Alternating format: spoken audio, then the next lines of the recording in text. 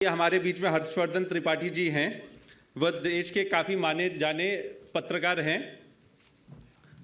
अब मैं मनोज सिन्हा जी का सत्कार के लिए गौरांग दास प्रभु जी को मंच पर आमंत्रण करता हूं।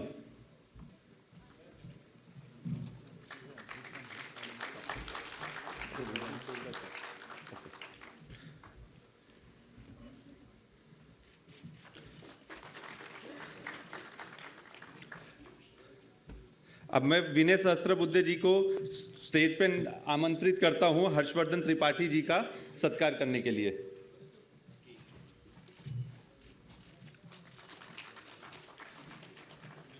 अब मैं माननीय उपराज्यपाल मनोज सिन्हा जी को 2 शब्द कहने के लिए स्टेज पर आमंत्रित करता हूं।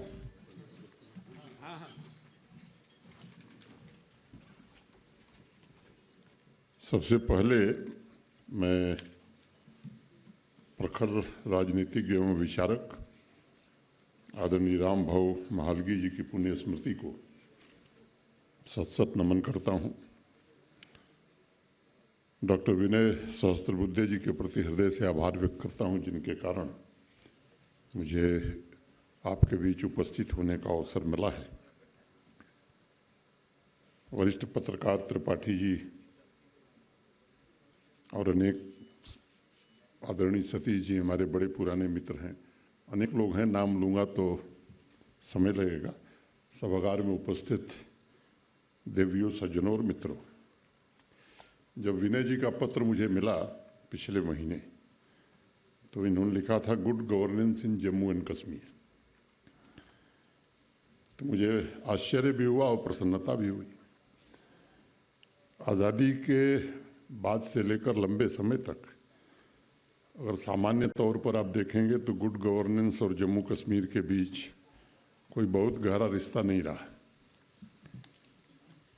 पुरानी पीढ़ी के जो लोग हैं, मैंने जो बहुत ही कल्पनाशील व्यक्तित्व के धनी हैं, वो गुड गवर्नेंस और जम्मू कश्मीर के बीच किस तरह का संबंध बैठाने की सोचते रहे होंगे, इसकी कल्पना कुछ लोगों को है। और मुझे ये भी नहीं मालूम कि 2019 के पहले किस तरह के निमंत्रण वहाँ के लोगों के लिए जाते थे कि किस विषय पर बोलना है। कुछ विषय और किरदार आप में से अनेक लोगों ने दिल्ली में देखे होंगे, कई लोगों ने शोध भी किया है। और मुझे लगता है कि अगर शोध नए सिरे से हो तो ज़्यादा दिलचस्प होगी। 40 महीने का जो मेरा व्यक्तिगत अनुभव है वो ज़रूर मैं आपके बीच रखना चाहता हूँ।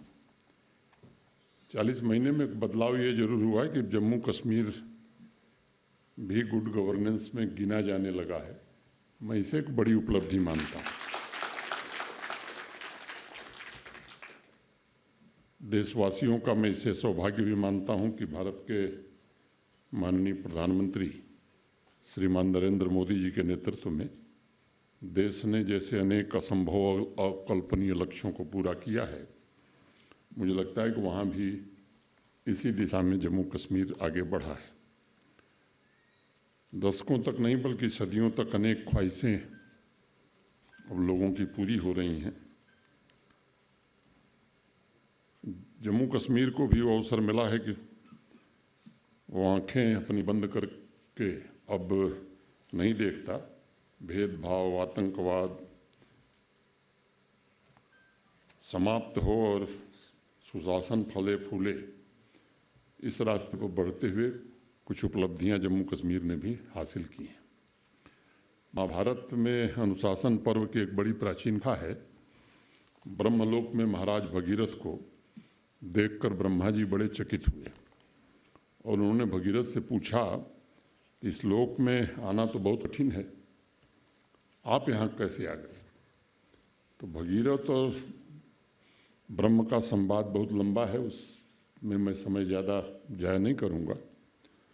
संक्षेप में भगीरथ ने कहा कि लोकनाथ, तमाम यज्ञ, तीर्थ, दान सब कुछ मैंने अपने जीवन में किया, लेकिन मैं उसकी वजह से ब्रह्मलोक में नहीं आया। मुझे तो ऋषि शुक्राचार्य ने तपस्या और कर्म का गोपनीय ज्ञान दिया था, जिसकी वजह से मैं भूमि लोक, ऋषि लोक तथा देवलोक को भी लांघकर ब्रह्मलोक में पहुंच गया।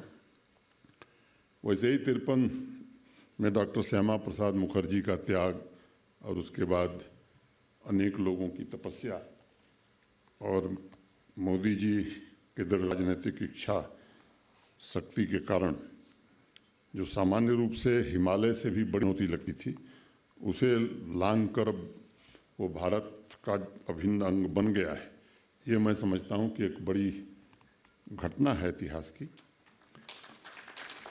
गुड गवर्नेंस की बात करने से पहले मैं थोड़ा अतीत की बात करना चाहूँगा, क्योंकि जब तक उसको नहीं समझेंगे बहुत लोग तो शायद कठिनाई होगी।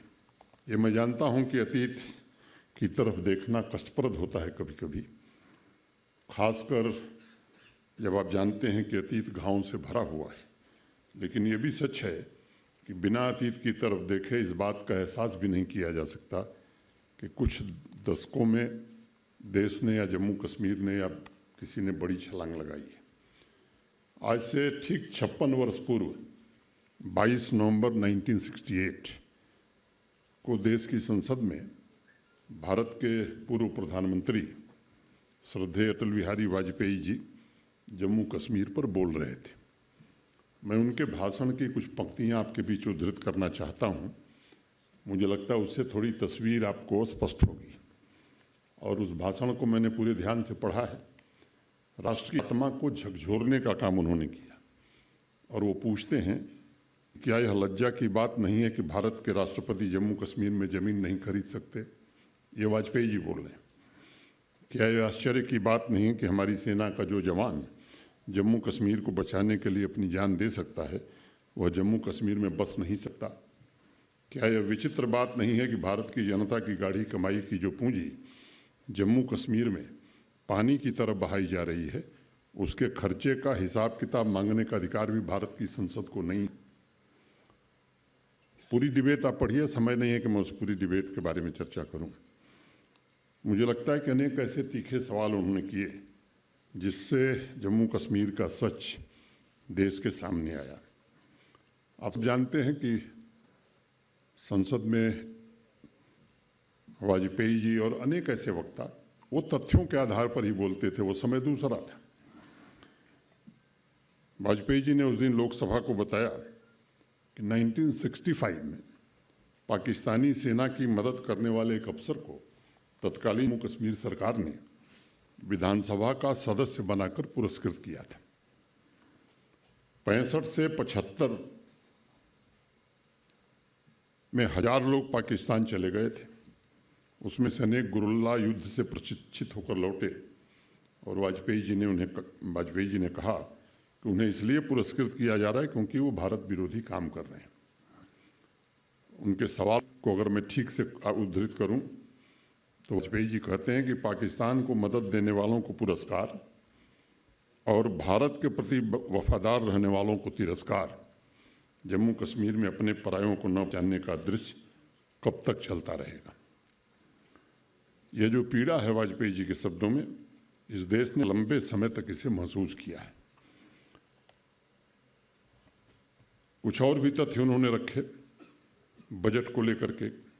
61 से 65 के बीच भारत सरकार बाकी राज्यों को और जम्मू कश्मीर को कितना पैसा देती थी, उस आंकड़े को मैं दोहराना नहीं चाहता हूं, समय अनावश्यक लगेगा। लेकिन ये सच है कि ज़्यादा रकम पाने के बावजूद भी वो पैसा कहाँ खर्च होता था ये लोग नहीं जानते थे।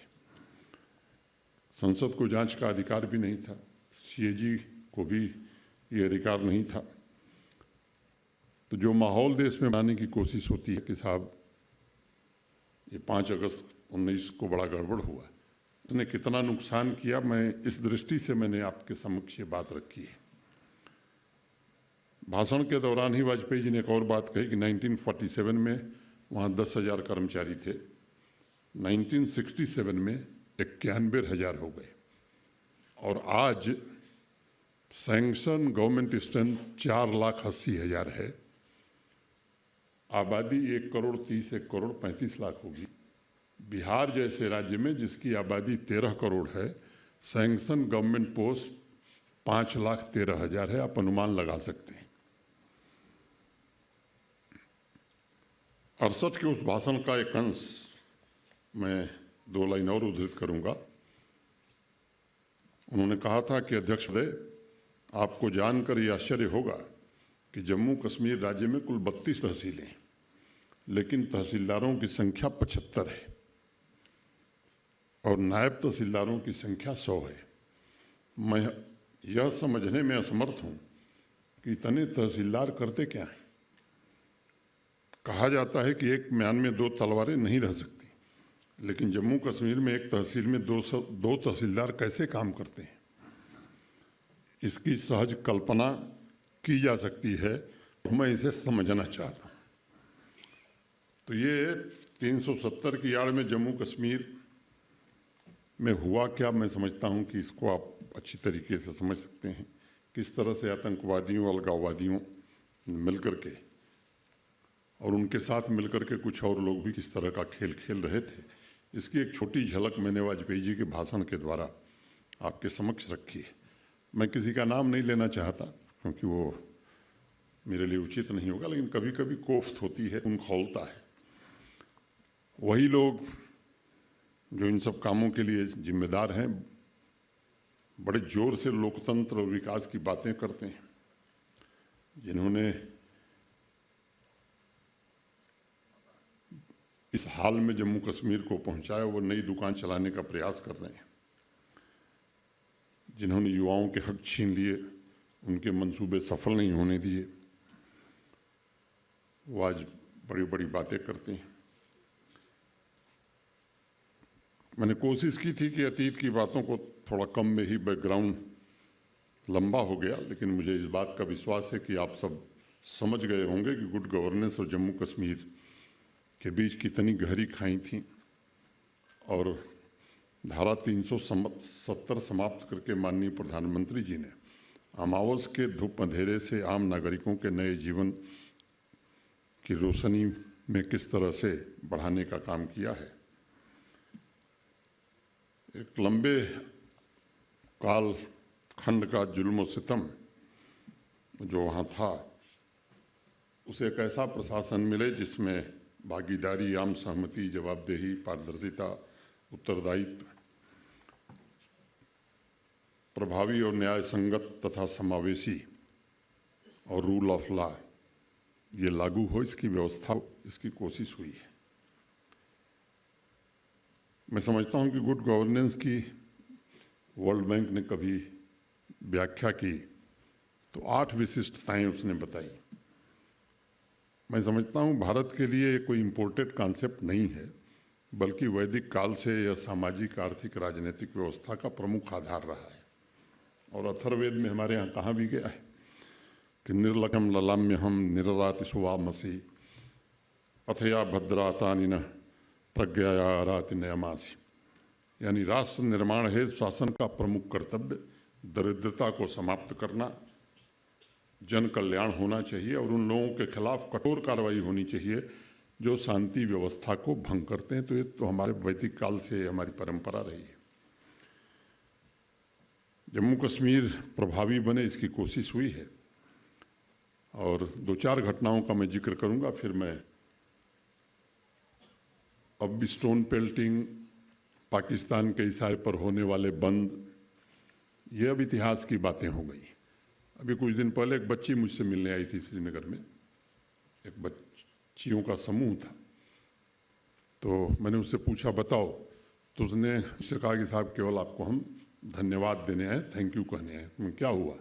कहा कि मैंने ग्रेजुएशन 3 साल में कर लिया, मेरा बड़ा भाई 6 साल में ग्रेजुएट हुआ था, क्योंकि आधे दिन तो क्लास ही नहीं चलते थे, पाकिस्तान के इशारे पर बंद काल हड़ताल होती थी। तब बिजनेस हो, स्कूल हो, कॉलेज हो, यूनिवर्सिटी हो, और लेट नाइट लाइफ श्रीनगर में भी अब लोग देख रहे हैं, नौजवान वहाँ के लुत्फ उठा रहे हैं। ये ऐसे 54 से ज़्यादा सरकारी कर्मचारी और अधिकारी जो आतंकवादी इकोसिस्टम के हिस्से थे, वो सरकारी नौकरियों से बाहर किए गए हैं और ये काम अभी अनवरत चलने वाला है। अब आप कल्पना कीजिए कि मोस्ट वांटेड टेररिस्ट के परिवार वाले भी सरकारी पदों पर काम कर रहे हो। ये देश में वहाँ के अलावा और कहीं संभव नहीं था। जो स्टोन पेल्टिंग गिरोह का सरगना था, वो अभी यूनिवर्सिटी का प्रोफेसर बन गया था। ऐसे लोग अब बाहर हो गए हैं। जम्मू कश्मीर के कणकर में अब वीर शहीदों का नाम गुजरा है, और पिछले दिनों जो कुछ अमृतकाल में कार्यक्रम किए भारत सरकार के संस्कृति मंत्रालय ने, तो मैं कह सकता हूं कि वो आज़ादी का अमृत महोत्सव है या मेरी माटी मेरा देश।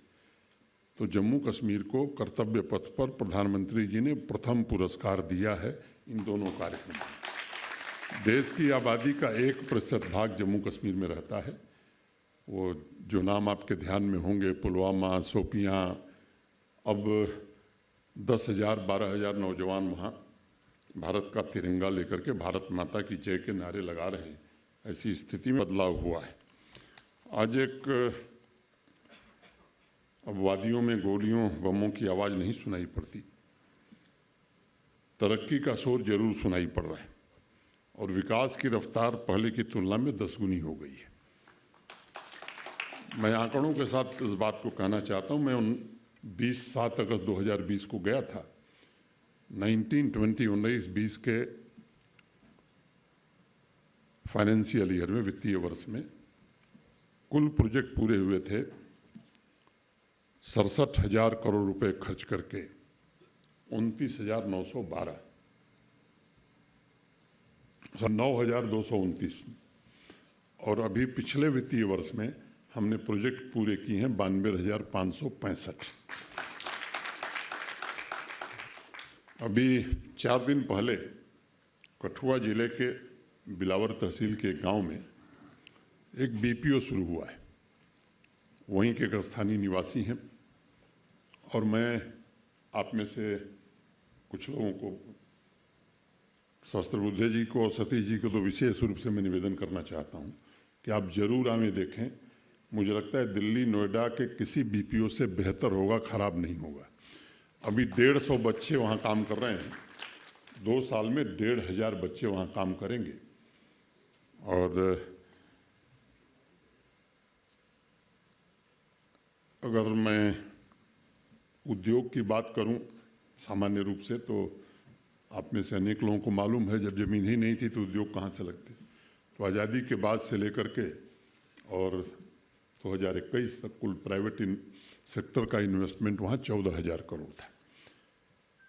जो नई इंडस्ट्रियल स्कीम भारत सरकार के सहयोग से बनी, जिसमें मैं देश के गृह मंत्री जी के प्रति जरूर आभार व्यक्त करूँगा। उन्होंने व्यक्तिगत रुचि लेकर के, जैसे वो जम्मू कश्मीर के इंडस्ट्री मिनिस्टर हों, इस तरह से रुचि लेकर के उन्होंने उसमें रुचि ली।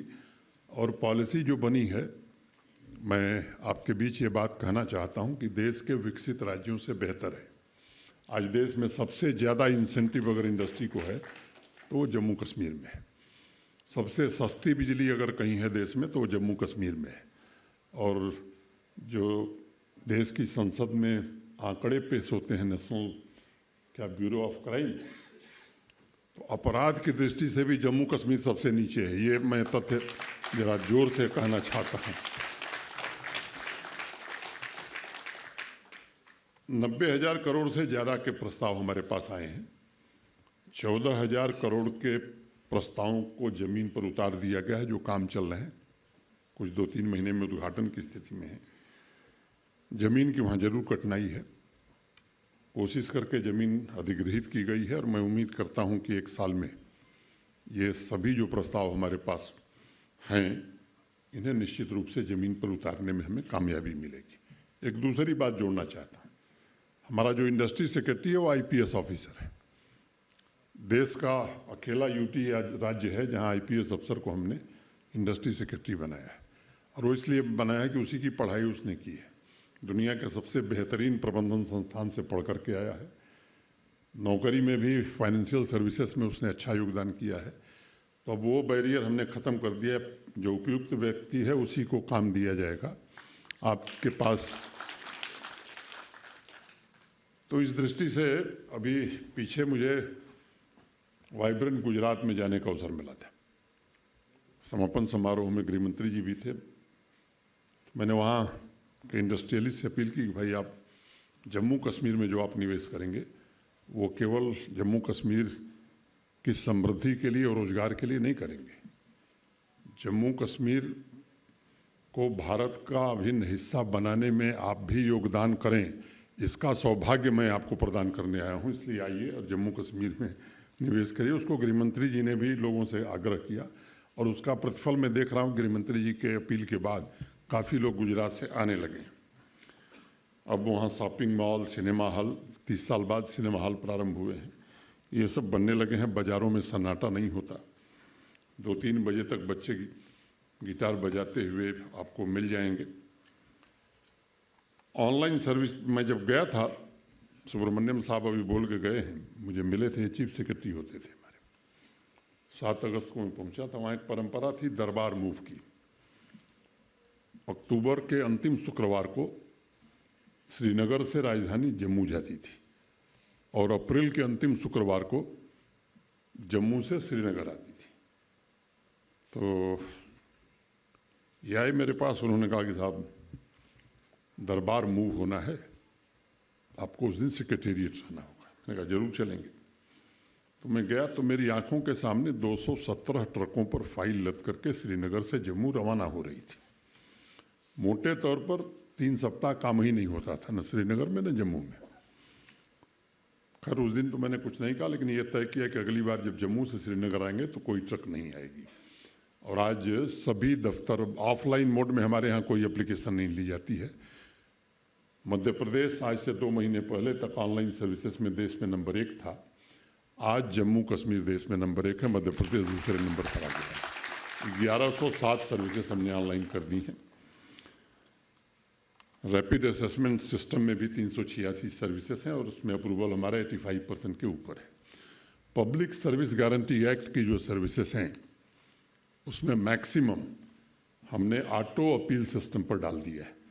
ऑटो अपील सिस्टम का अर्थ ये हुआ, आप में से अनेक लोग समझ रहे होंगे, मैं सामान्य लोगों के लिए बात कर रहा हूँ, कि पब्लिक सर्विस गारंटी एक्ट में हर सर्विस के लिए समय सीमा निर्धारित है। अगर किसी को जन्म प्रमाण पत्र, बर्थ सर्टिफिकेट चाहिए, तहसीलदार को देना है तो 15 दिन में मिलेगा, ये उसमें लिखा हुआ है।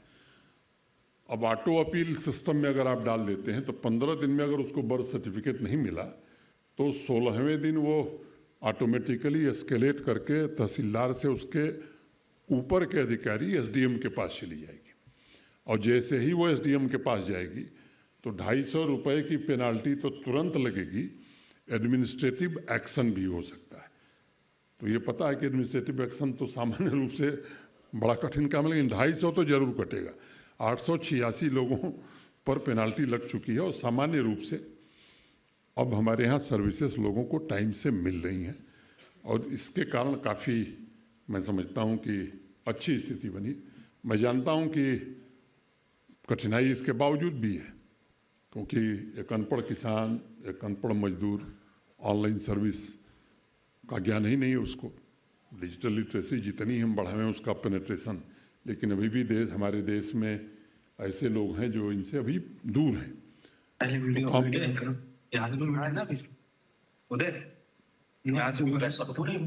मेरी ऑडियो मिल रही है आपको?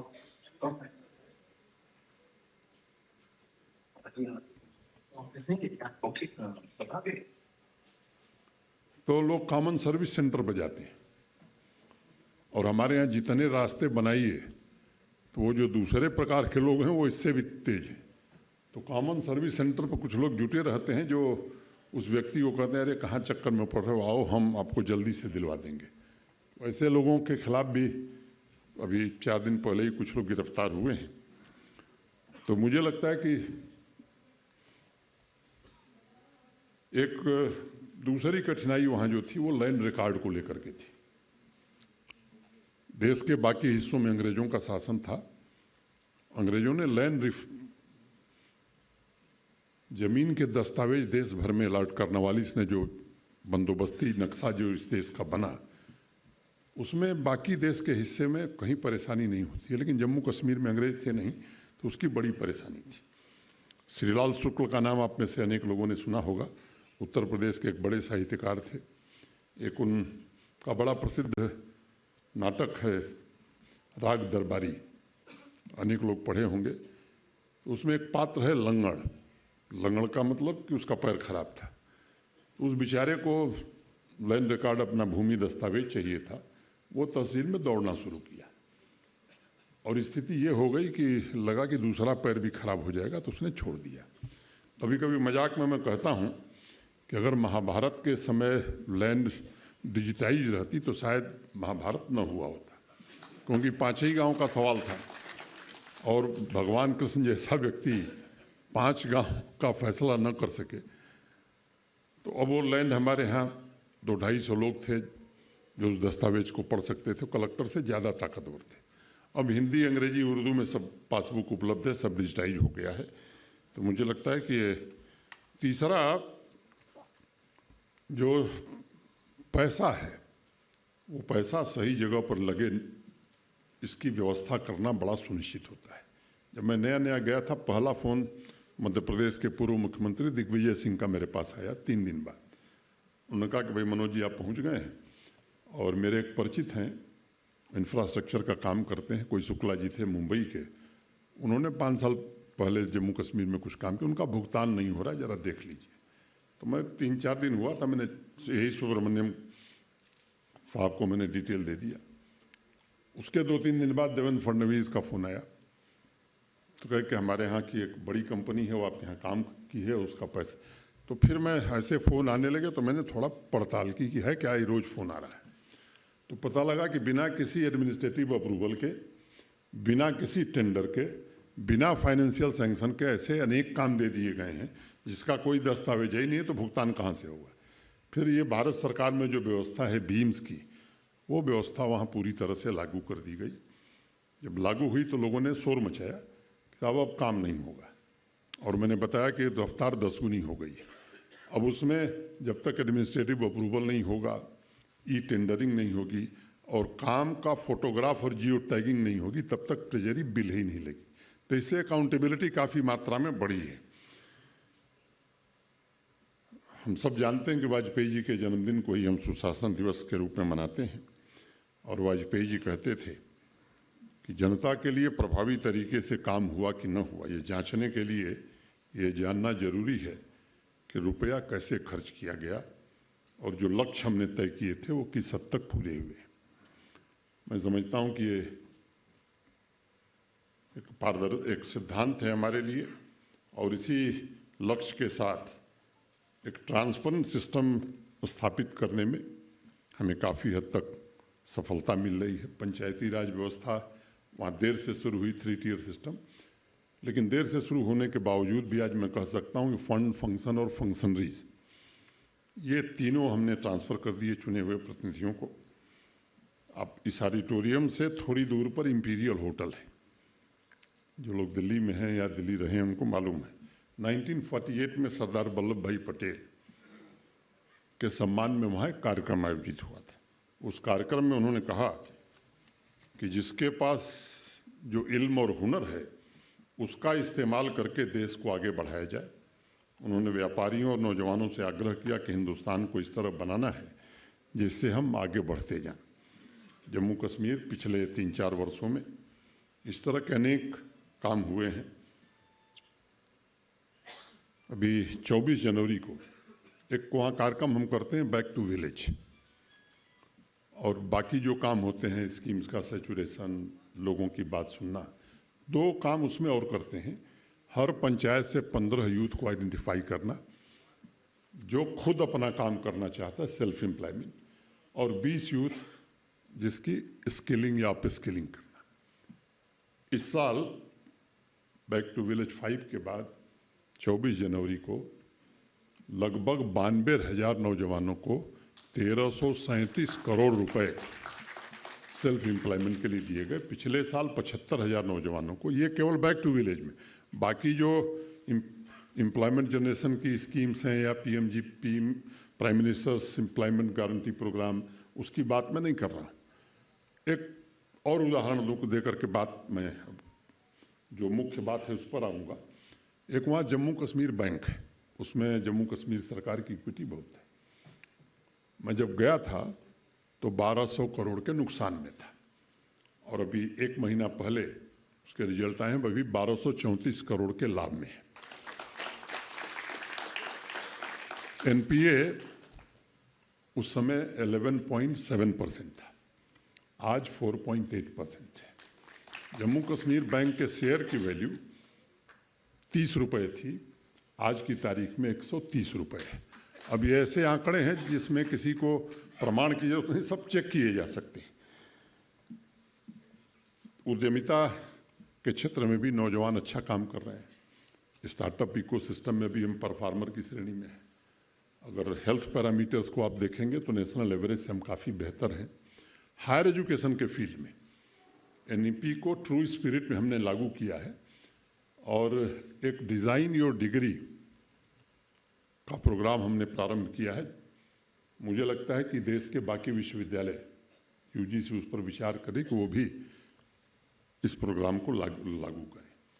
वहाँ की इकॉनमी में, वहाँ के विकास में हमारी बच्चियों और बहनों का बड़ा योगदान है और लगभग 7 लाख बहनें पिछले 3 साल में सेल्फ हेल्प ग्रुप से जुड़ी हैं और अच्छा काम कर रही हैं। सुशासन की एक सबसे बड़ी विशेषता है कि हर नागरिक को समय के भीतर सेवाएं भी उपलब्ध हों, जिसके बारे में मैंने चर्चा कर दी है। और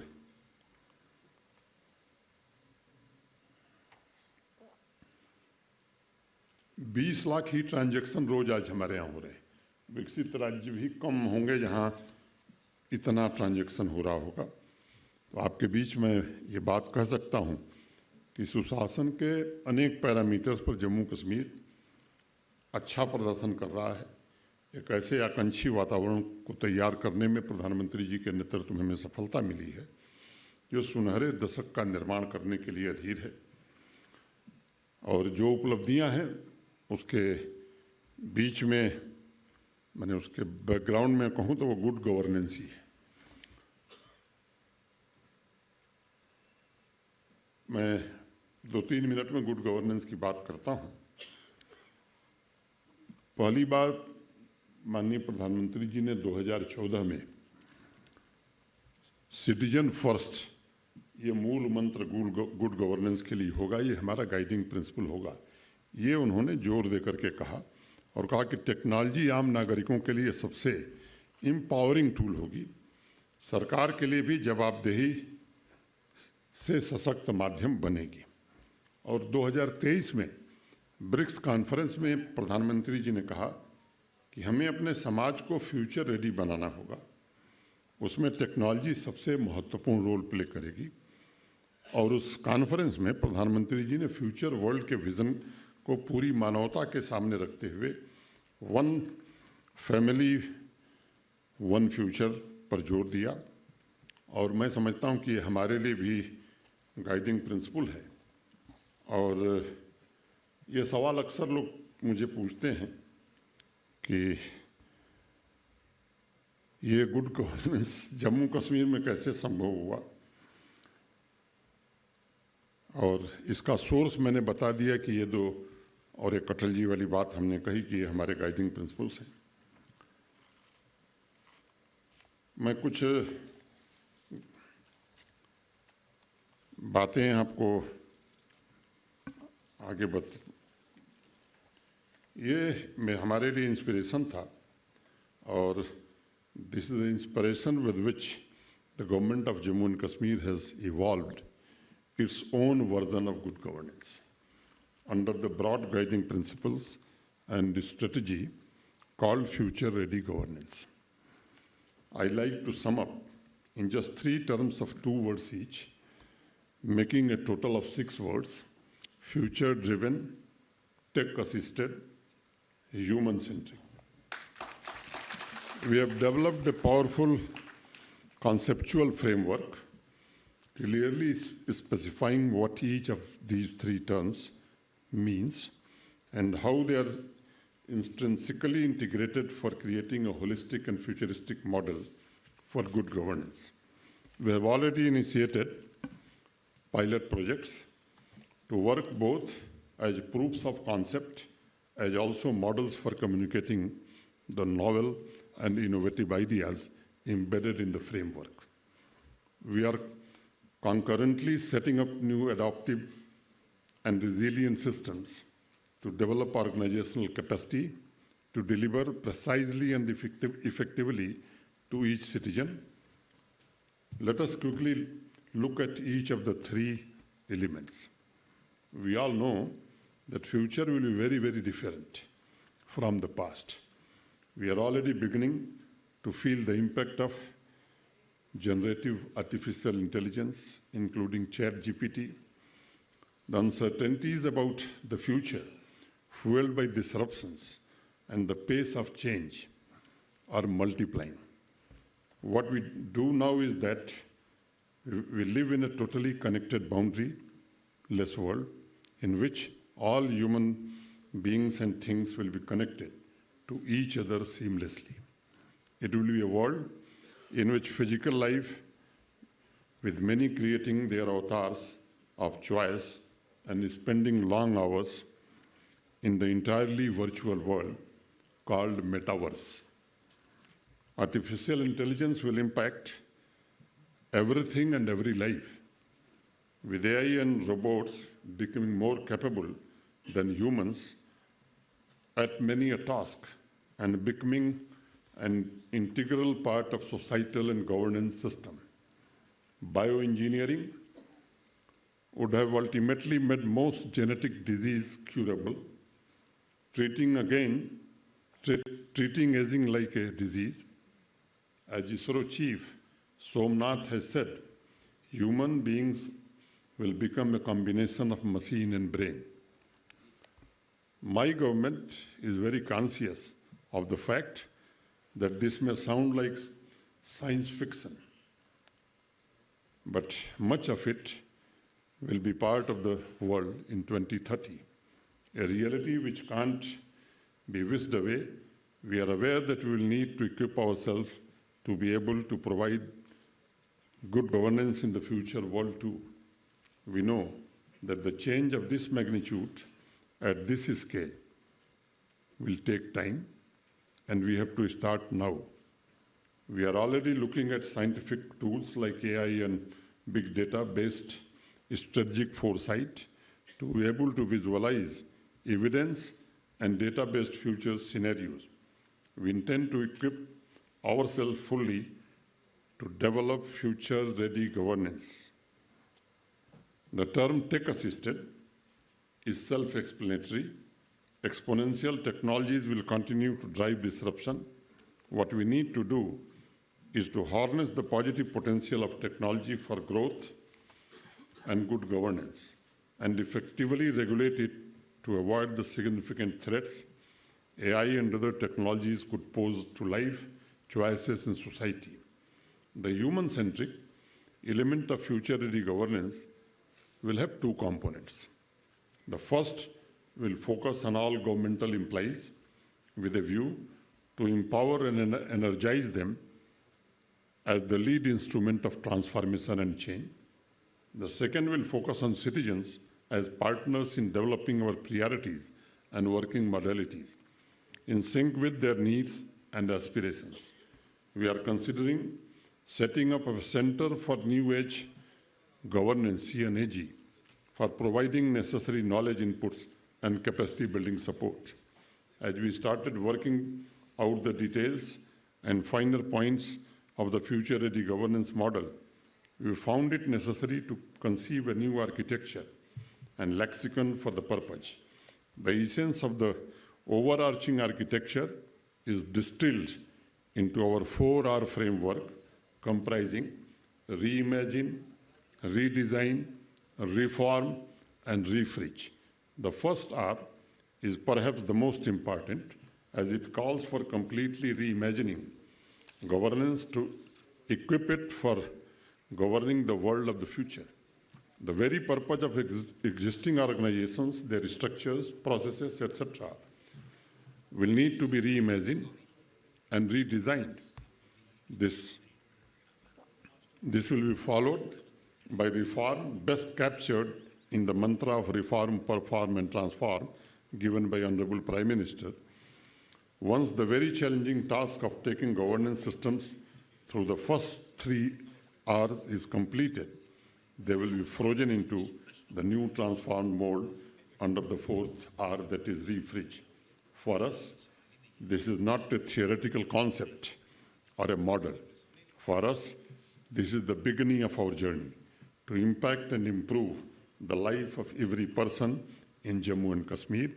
We will continue to pledge new modalities and for taking these concepts right up to the grassroots for real, visible, measurable, and monitorable outcomes. This is our commitment to Government of India's initiative for taking good governance to the grassroots to contribute constructively to the trajectory of nation building to attain the goal of Viksit Bharat. We are very conscious of the fact that our pioneering initiative to move towards future-ready governance is a massively transformational aspiration. We are equally aware of the human and technological challenges it will pose, as we will be moving from linear to exponential pace and governance, but we believe that in today's India, led by our charismatic Prime Minister Narendra Modi ji, nothing is impossible. I would like to invite all ministries, state governments, industry, academia, and technology experts to take up this together, as this is relevant for all of us. Together, we will work in the Amrit Kal to realize the dream and vision of Viksit Bharat. मैं फिर से विनय जी को हृदय से आभार व्यक्त करना चाहता हूं और ये आपको भरोसा देना चाहता हूं कि फ्यूचर टेक्नोलॉजी, संतुलित विकास, संस्कृति, परंपराओं के बहाव ने एक नई आबो हवा पैदा की है। एक नया पुरस्कार जम्मू कश्मीर में जागृत हुआ है और अनेक ऐसे, चाहे वो एस्पिरेशनल पंचायत का मामला हो, होलिस्टिक एग्रीकल्चर डेवलपमेंट प्लान का मामला हो, ऐसे अनेक काम पिछले 3-4 वर्षों में करने में हमें सफलता मिली है, जो निश्चित रूप से गुड गवर्नेंस के अच्छे सिंबल होंगे। मैं एक बार पुनः रामबाबू महालगी जी को नमन करता हूं। इस महत्वपूर्ण आयोजन से जुड़े सभी साथियों का विशेष रूप से अभिनंदन करता हूं और यहां आप सब धैर्य से सुने, क्योंकि कभी कभी बड़ा बोरिंग हो जाता है। मैं इसके लिए भी आपके धैर्य के लिए भी मैं आपकी सराहना और प्रशंसा करता हूं। बहुत बहुत धन्यवाद। जय हिंद।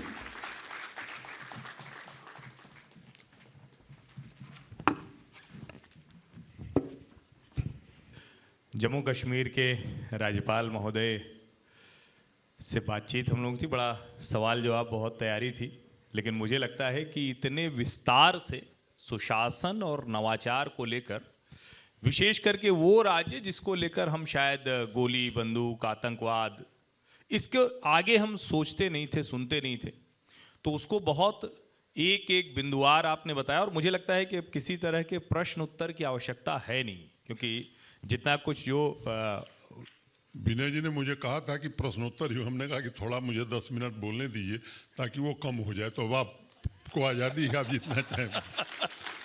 नहीं, मैं कोई और प्रश्न नहीं करूंगा, क्योंकि लगभग आपने सारे सवालों के जवाब दिए हैं। सिर्फ एक कोई बात जिसको कहकर अगर बिल्कुल तो एक सवाल मैं जरूर जिसको कहें कि लोगों को जानना चाहिए कि आप लंबे समय से, चूंकि आपने छात्र संघ से, कैबिनेट और फिर प्रधानमंत्री जी के साथ काम किया, क्या कहकर आपको जम्मू कश्मीर भेजा गया था? सिर्फ एक प्रश्न और इसमें जुड़ेगा तो शायद ये चर्चा पूरी हो जाएगी। धन्यवाद। नहीं, मुझे लगता है कि ये तो रहस्य है और रहस्य सार्वजनिक रूप से नहीं बताया जाता है। तो लेकिन इतना मैं जरूर कहना चाहता हूँ, मैं बनारस में था, गृह मंत्री जी जो अभी हैं उनका फ़ोन गया और उन्होंने मुझे कहा कि आइए एक ज़रूरी बात करनी।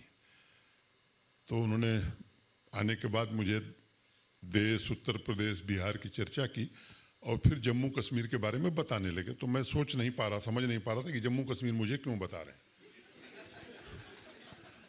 उसका महत्व क्या है। मैंने अनेक बातें बताई जो मैं सार्वजनिक रूप से नहीं कर सकता हूँ। और फिर उन्होंने मुझे कहा कि ये काम आपको करना है।